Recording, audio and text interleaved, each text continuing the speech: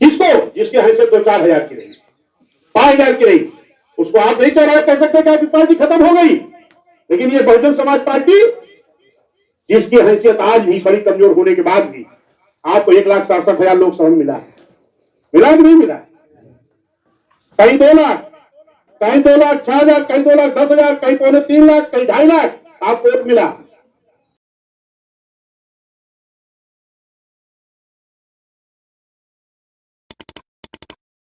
जब पहली बार 3 महीने की सरकार बनी, जिन लोगों ने बनाया उन्हीं लोगों ने गिरा दिया। फिर 6 महीने बनी, साझे में बन रही थी, जिन्होंने बनाया उन्हीं ने गिरा दिया। फिर 16 महीने बनी, फिर गिरा दी गई। फिर उत्तर प्रदेश की आम जनता ने सोचा कि अगर बहन जी काम बढ़िया कर रही हैं, सरकार को गिरा क्यों रहे हैं? फिर आम जनता ने, उत्तर प्रदेश के सर्व जाति समाज के लोगों ने इस चीज को सोचा और कहा हम सब लोग बहन जी को वोट देंगे ताकि ये साझे वाले जो गिराते हैं इनको मौका ना लगे। तो 2007 में सर्व समाज के लोगों ने एक होकर के सबको जोड़ा आप लोगों ने, तब आपकी पूर्ण बहुमत से सरकार बन गई। अब आप बताओ, जब 7 में आपकी सरकार बनी है तो जिस बच्चे की उम्र 20 साल आज है, क्या ध्यान दीजिए, उसको रह दीजिए, 7 वोट बन जाता है। 20 साल वाले की जिसकी उम्र होगी, ये 7 में कितनी उम्र रही होगी?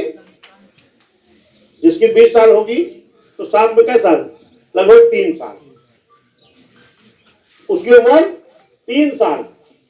ध्यान दीजिए माताओं बहनों, आप भी जब बहन जी की सरकार पूर्ण बहुमत से बनी 7 में, तो उस वक्त जो वोटर आपका है, जरा ध्यान दो, 18 साल वोटर बन गए ना, जो 20 साल का वोटर है उसकी उम्र थी 3 साल 7 में, और 12 तक कितनी हो गई?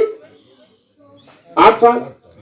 अब 3 साल से 8 साल का बच्चा बहन जी की सरकार के बारे में क्या जलवा था हम लोगों का और कितना काम हुआ है, ये कैसे जान पाएगा? जाने का क्या? और जिसकी 25 साल उम्र है उसकी उम्र कितनी रही 7 में? 8 साल लगभग। और 12 तक 12-13 साल। वो भी नहीं समझ पाया। अब इनके मन में नेगेटिविटी भर गई। किसने भर दिया? दूसरे दलों ने। क्या कह दिया? आपकी पार्टी तो खत्म हो गई, बीएसपी तो खत्म हो गई, अब कहा बीएसपी झोला धो रहे हो। ये भी कहे हाँ भैया सही कहा तो। लेकिन 2007 में भारतीय जनता पार्टी की हैसियत, 2012 में अपने जिले की रिकॉर्ड उठा देख लेना, 12 में भारतीय जनता पार्टी की हैसियत 2,000, 4,000, 6,000 से ज्यादा। आपके यहाँ किसी सीट को बता सकते हो 12 में कितना होता है? कहाँ पे? का 12 में ये जी नोट करके रख लो। इसौली में 3300 वोट।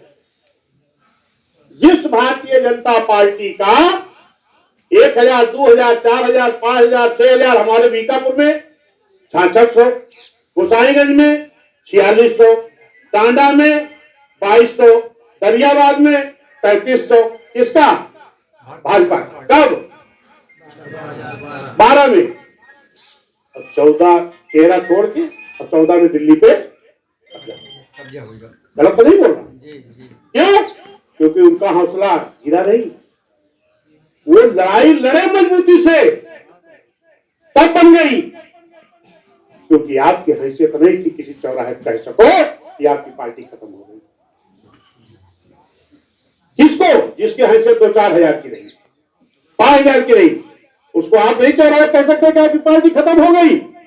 लेकिन ये बहुजन समाज पार्टी, जिसकी हैसियत आज भी बड़ी कमजोर होने के बाद भी आपको 1,67,000 लोकसभा में मिला है, मिला कि नहीं मिला? कहीं 2 लाख, कहीं 2,06,000, कहीं 2,10,000, कहीं 2.25 लाख, कहीं 2.5 लाख आपको वोट मिला। ये किसका वोट? ये बहुजन समाज का वोट है। उसके बाद लोग क्या कह रहे हैं? आपकी पार्टी तो खत्म हो गई। हमें जवाब देना पड़ेगा। जब तुम्हारी हैसियत 2-4 हजार की थी तो 1 साल बाद आप दिल्ली में कब्जा कर लिए। हम बहुजन समाज के लोग फिर से मेहनत करेंगे। आने वाली 27 के लिए भी कितना बचा? 25 से चालू है ना। 25-26 मेहनत करो और 27 में 60 के तरीके, 27 में 2007 के तर्ज पर फिर सबको जोड़ो और लखनऊ की कुर्सी पर कब्जा करो। ये मेहनत करनी पड़ेगी। ये अकेले जियालाल त्यागी का और सुरेश का इसका ठेका नहीं है, हंसराज जी का। अगर आपको अपनी इज्जत बचानी है तो, अपने बाल बच्चों का भविष्य बचाना है तो, वरना वही हाल होने वाले जा रही है कि अपने घर के सामने भी अपनी टूटी चरपाई पर नहीं बैठ सकते हो। कोई आएगा उसके खड़ा नहीं। ऐसा क्यों? क्योंकि इस देश में दोहरी गुलामी थी। इस देश में दोहरी गुलामी थी। एक गुलामी थी राजे रजवाड़ों की और एक गुलामी थी अंग्रेजों की। तो अंग्रेजों की गुलामी तो देश आजाद हो गया। इस बात को बाबा साहब ने कहा था, अंग्रेजों से कहा था, ये देश तो आप छोड़ के जाओगे, आजादी तो मिल जाएगी, लेकिन इस देश जो दोहरी गुलामी है राजे रजवाड़ों वाली, ये गुलामी कैसे खत्म होगी? ये भी अगड़ों की बराबरी कर, ये बाबा साहब ने कहा। तो इसके लिए अंग्रेजों ने एक साइमन कमीशन कमेटी बना करके भेजा था और उसके सदस्य डॉक्टर बी.आर. अम्बेडकर साहब थे। और कमेटी के लोग किसी जाति का सर्वे करने नहीं जाते, जरा गौर करिएगा। वो सर्वे करने किन गांव में जाते थे? जिस गांव में आर्थिक, सामाजिक, शैक्षिक, राजनीतिक हर तरह से जो गरीब थे, पिछड़े थे, उनका सर्वे हो रहा। दिन भर सर्वे कमेटी करने जाती थी और रात में बाबा साहब उन पिछड़े गांव में जाते थे। निषाद जी आओ, कुर्सी खाली था, बढ़िया साहब से कौन है? खाली बैठा रहा आप। निषाद जी जरा समझिएगा इस बात को। वही रहा भाई, बैठे जगह तो है। रात में बाबा साहब उन पिछड़े गांव में जाते थे, पिछड़े गांव में, और जाकर कहते थे कल आपके गांव में भी एक साइमन कमीशन की कमेटी आएगी, आप लोग भी बता देना कि हमारे यहाँ भी शिक्षा नहीं है, हमारे यहाँ भी धन नहीं है, हमारे यहाँ भी राजनीतिक ज्ञान नहीं है, हर तरह से हम पिछड़ गए हैं, और अगर सूची में नाम दर्ज करा दोगे तो आपको आरक्षण मिल जाएगा। ये लड़ाई कौन लड़ा? बाबा। तो जिस गांव में कमेटी जाती थी लोग सूची में नाम दर्ज कराते थे, और जब समतल एरिया में लोग सूची में नाम दर्ज किए तो हम सूचित जाति में हो गए निशान। और जो पहाड़ी क्षेत्रों में गए तो वहां अनुसूचित जनजाति हो गए।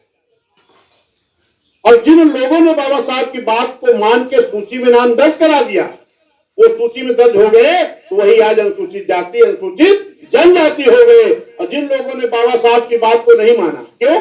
जब बाबा साहब निकल के आ जाते थे ना, तो जो आपको आरक्षण देना नहीं चाहते थे वो लोग भी उस गांव में जाते थे और कहते थे बाबा साहब आए थे क्या? कहते थे हाँ। कहीं बाबा साहब क्या बता के गए?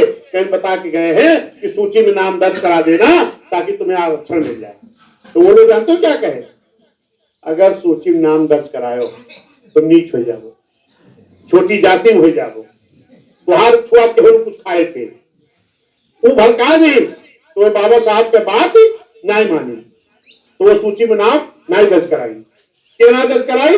है मौर्या जी, है पाल जी, है निषाद जी, ये भड़काए मारेंगे क्या करे दुश्मन के। बाबा साहब की बात अगर माने होते तो उस वक्त जितने लोग भी पिछड़े थे उस सब का नाम सूची में दर्ज हो जाता, वो अनुसूचित जाति, अनुसूचित जनजाति हो जाते। और जो बच गए वो क्या रह गए? क्या रह गए? पिछड़े। या ध्यान दो, सर्वे किसका हो रहा था? सर्वे किसका हो रहा था? पिछड़ों का। तो जो पिछड़ों ने सूची नाम दर्ज करा दिया और अनुसूचित जाति, अनुसूचित जनजाति हो गए। और जो पिछड़ों ने बाबा साहब की बात को नहीं माना, वो सूची में नाम नहीं दर्ज कराया, तो क्या रह गए? पिछड़े के पिछड़े। सर्वे तो पिछड़ों का ही हो रहा था, वो बच्चे रह गए। और जब वो पिछड़े बच्चे रह गए तो उनको आरक्षण नहीं मिला। एक पटेल जी हमको इलाहाबाद कहने लगे, अरे साहब बाबा साहब तो खाली SC ST का आरक्षण दे दी, तो हाँ नादानी है। सुनो कैडर बैठ के, वो सारे पिछड़े लोगों को देना चाहते थे जिन लोगों ने बाबा साहब की बात को माना उनको आरक्षण मिल गया, और जो उनकी बात को नहीं माने वो पिछड़े के पिछड़े रहे। लेकिन धन्य है बाबा साहब, उन्होंने आज के 340 के तहत एक संविधान में आर्टिकल दिया कि चलो जब कभी सरकारें बनेगी तो फिर सर्वे होगा, फिर सर्वे करके इनको भी इसी आर्टिकल 340 के तहत आरक्षण इनको भी दे दिया जाएगा। तो पहली बार वो पड़ा 1952 में। अब 93 में ही एक और कमेटी बन गई। उस कमेटी का क्या नाम रखा गया? काका कालेकर आयोग। फिर वो सर्वे शुरू किया, और जब वो कमेटी सर्वे किया तो उसकी रिपोर्ट कब आ गई? उसकी रिपोर्ट आ गई 57 में। तो 57 में उस रिपोर्ट को लोकसभा राज्यसभा के पटल पर रख करके आरक्षण दे देना चाहिए था। समझ रहे हैं ना? वो बैठ जाएंगे, उनके थोड़ा कुर्सी जहां खाने को बढ़िया भैया बैठा रहो, आप बात को समझो रही ध्यान से। लेकिन 57 में वो जो सर्वे आया था काका कालेकर आयोग का, उसको लोकसभा राज्यसभा पटल पर नहीं रखा गया, वो संग्रहालय में रख दिया गया। ये गलती किसने किया? किसकी सरकार थी? कांग्रेस की। वो कांग्रेस की पार्टी ने वो आरक्षण हमारा लागू नहीं होने दिया। रिपोर्ट तो आ गई थी, फिर क्या हुआ? 77 तक नहीं लागू हुआ। ध्यान दीजिएगा, कब आई थी? 57 में। 77 तक कैसा साल हो गया? 20 साल। 20 साल बाद कांग्रेस के खिलाफ एक मोर्चा बना, बहुत बड़ा मोर्चा, ये कांग्रेस को हटाओ। और मोर्चा के लोगों ने क्या कहा? हमें ले आओ, हम आपकी काका कालेकर आयोग की रिपोर्ट लागू करके आपको आरक्षण दे देंगे। पिछड़ों को भी नहीं हुआ। कब तक कहे? जब तक प्रधानमंत्री बन नहीं गए। और जैसे प्रधानमंत्री बन गए ऐसे क्या कहे? ये रिपोर्ट तो पुरानी हो गई, ये पुरानी हो गई, अब इसके बल पर आरक्षण नहीं मिल सकता।